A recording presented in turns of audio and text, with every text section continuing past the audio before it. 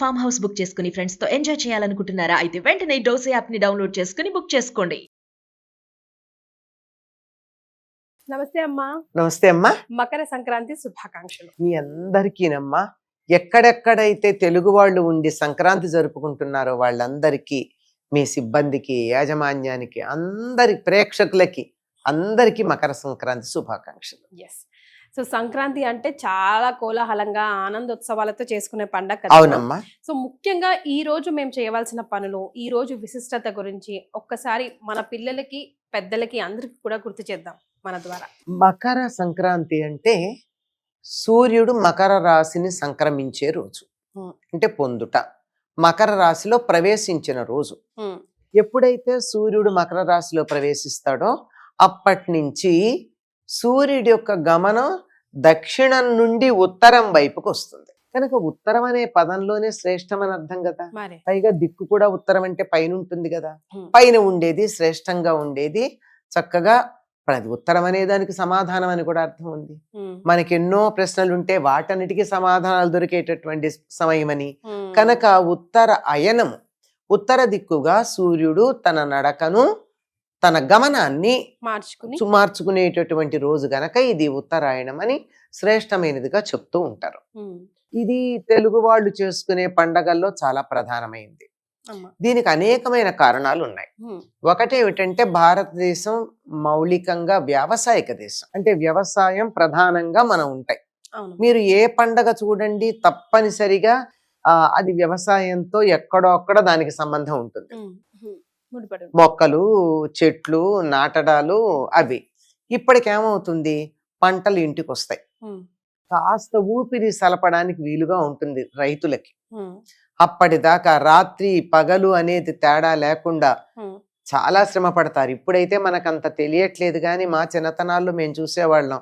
ఈ నెల పట్టినప్పటి నుంచి, అంటే ధనుర్మాసం వచ్చినప్పటి నుంచి అసలు సగం మంది మగవాళ్ళు ఇళ్లలోనే పడుకునేవాళ్ళు కాదు. పొలాల్లో కుప్పల దగ్గర కాపలా పడుకుని అక్కడే పొద్దున్నే ఇంటికి వచ్చి మళ్ళీ ఎలుకలు రాకుండా, అవి దొంగలు ఎలుకలు కాదు, అగ్ని ప్రమాదాలు ఎన్ని రకాలు ఉంటాయి. ఏదో ఒకటి ఇబ్బందులు జరగకుండా. అసలు ఇంకా గమ్మత్తు ఏంటంటే ఈ కుప్పలోంచి 4 పనులు, ఆ కుప్పలోంచి 4 పనులు వాళ్ళ వాటిల్లో వేసుకునే దొంగలు ఉంటారు. మొత్తం కాకుండా అంటే చిల్లర దొంగలు అక్కడ కోట్లు వదిలేసి రూపాయల కోసం కక్కుర్తి పడే జాతి. సరే, ఏదేమన్నా పంటలు ఇంటికి వస్తూ ఉంటాయి. పగటిపూట కూడా ఎంతో సేపు పొలాల్లో పని చేయాల్సి ఉంటుంది. ధాన్యం ఇంటికి తీసుకురావడం, బస్తాలకు ఎత్తించటం, ఆరబెట్టడం, తడి ధాన్యం పాడవుతుంది, ఆరాలి, ఇవన్నీ చాలా హడావుడి. రెండో పంట అప్పటికే ముందరే నాటి ఉంచుతారు గనక అప్పుడే పంటకు వస్తూ ఉంటుంది. ఈ హడావుడిలో సంక్రాంతి నాటితో ఇవన్నీ ఆల్మోస్ట్ పూర్తయిపోతాయి. కనుక వేడుకగా చేసుకుంటారు. చేతి నిండా ధాన్యం ఉంటుంది. పొలాలు ఉన్న వాళ్లే కాదు, పొలాలు లేని వాళ్ళకు కూడా ధాన్యం ఉంటుంది.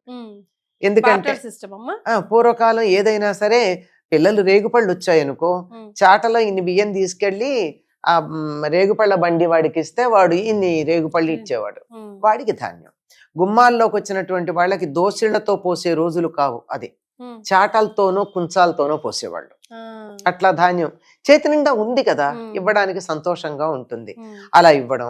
తర్వాత పొలాల్లో పనలులో పడిపోయినవి గాని, కంకులు ఏరుకుని గాని, అలా వాటన్నింటితోనూ బాగా అది కూడా సేకరించి చాలా ధనం సంపాదిస్తారు. ఆ కుప్పల దగ్గరికి వెళ్ళి ఎవరడిగినా ఆ కుప్పల ధాన్యం నూరుస్తున్న వాళ్ళు ఓ చాటతో వాళ్ళకింత పోస్తారు. ఇట్లా అందరి దగ్గర ఎంతో అంత అసలు మాకు లేదు అనేటటువంటి వాళ్ళు ఎవరు ఉండరమ్మా. అందువల్ల ఈ పండగ చాలా వేడుకగా జరుపుకుంటారు.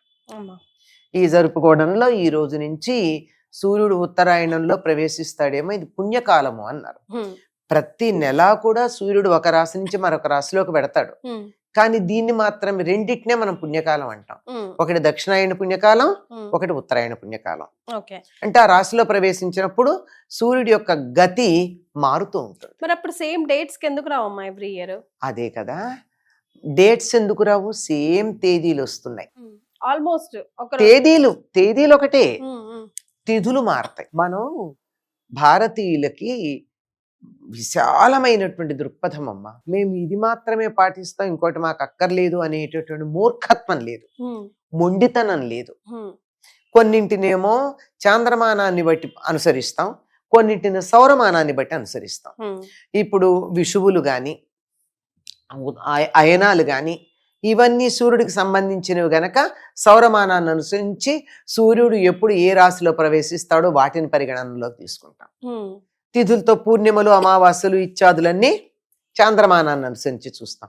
ఈ రెండింటినీ సమన్వయం చేసుకుంటున్నాం. మరి సమన్వయం చేసుకుంటూ తప్పనిసరిగా ఆ సూర్యుడికి సంబంధించినటువంటి విశేషం గనక ఉమ్, సూర్యుడు రాసులు మారేదే పరిగణనలోకి తీసుకుంటాం. ఉమ్, అందువల్ల ప్రతి సంవత్సరం జనవరి 14 గాని 15 గాని వస్తుంది. ఉమ్. ఈ సంవత్సరం అమ్మా, ఈ సంవత్సరం 15 అని అంటున్నారు. So according to TTD calendar అయితే 15. టిటిడి నుంచి 15వ తారీఖు అని చెప్పారు. ఎందుకంటే డిసెంబర్ 16 సాయంకాలం ధనుసు రాశిలో ప్రవేశించాడు సూర్యుడు. అక్కడి నుంచి లెక్క వేసుకుని కనుక వచ్చినట్టయితే 30 రోజులకి అక్కడికి వస్తుంది.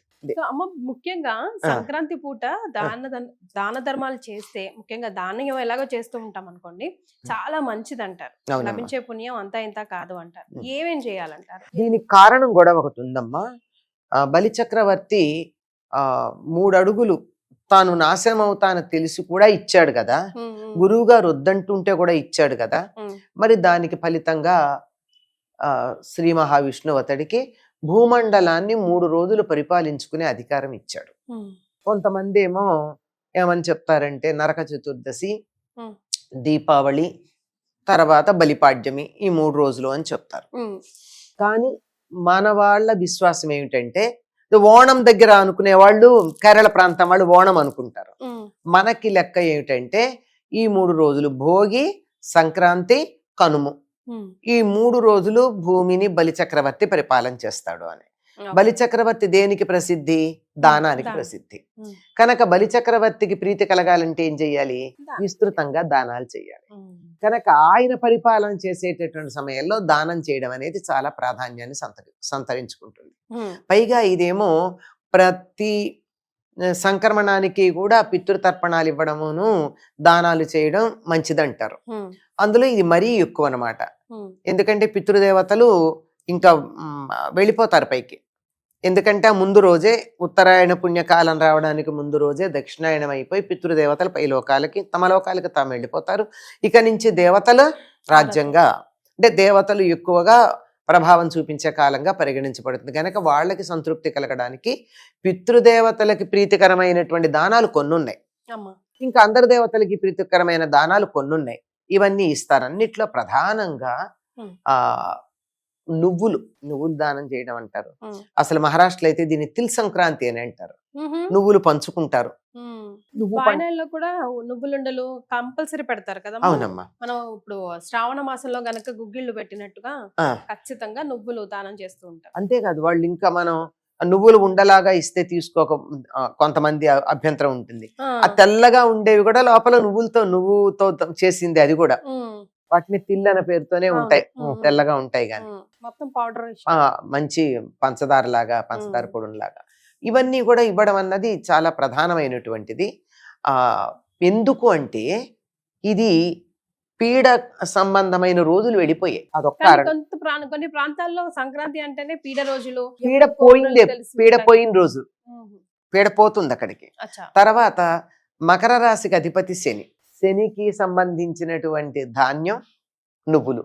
కనుక ఈనాడు నువ్వులు దానం చేయడం చాలా ప్రధానం. Yes.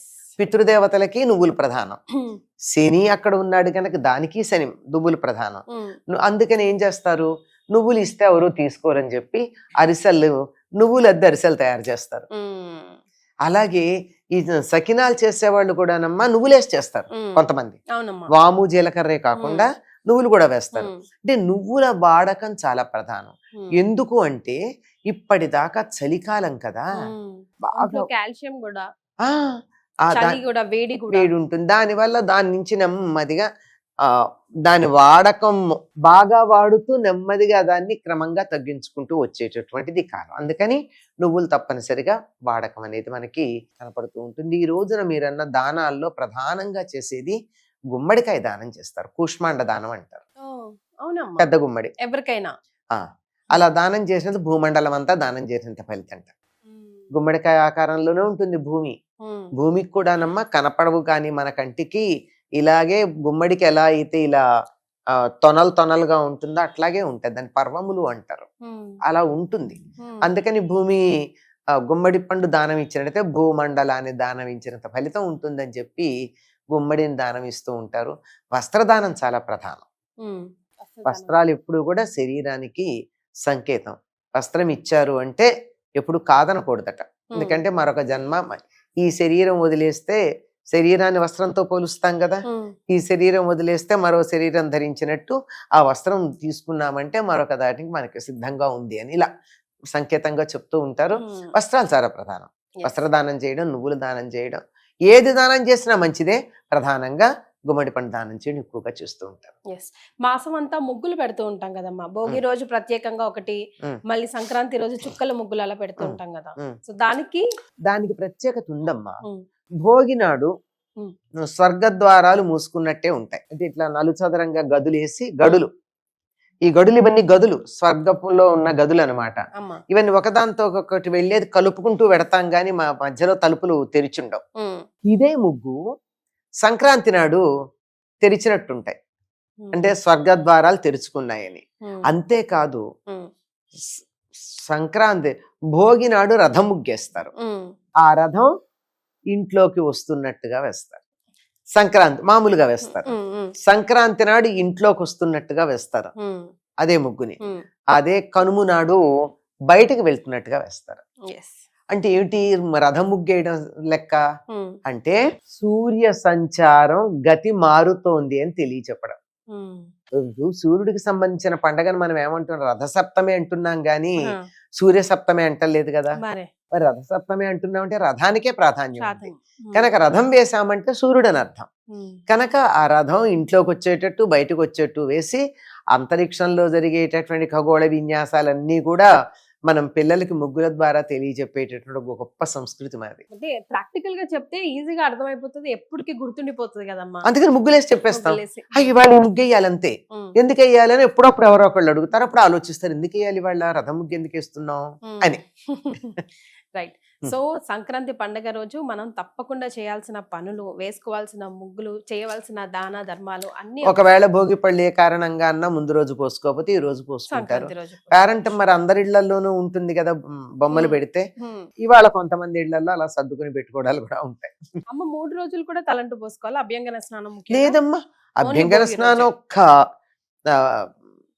భోగినాడే, సంక్రాంతి నాడు అసలు తల మీద నీళ్లు పోసుకోవాల్సిన పని లేదు. పిల్లలు ఎవరును పెద్దవాళ్ళు పోసుకుంటారు, ఒట్టి నీళ్లు పోసుకుంటారు. పితృదేవతలకు సంబంధించింది కదా, పితృదేవతలకు సంబంధించిన కార్యాలు చేసేటప్పుడు తలకి నూనె పెట్టుకుని చేసుకోరుగా, ఊరికే చేసుకుంటారు. చాలా సంతోషం అమ్మా, ధన్యవాదాలు. నమస్తే.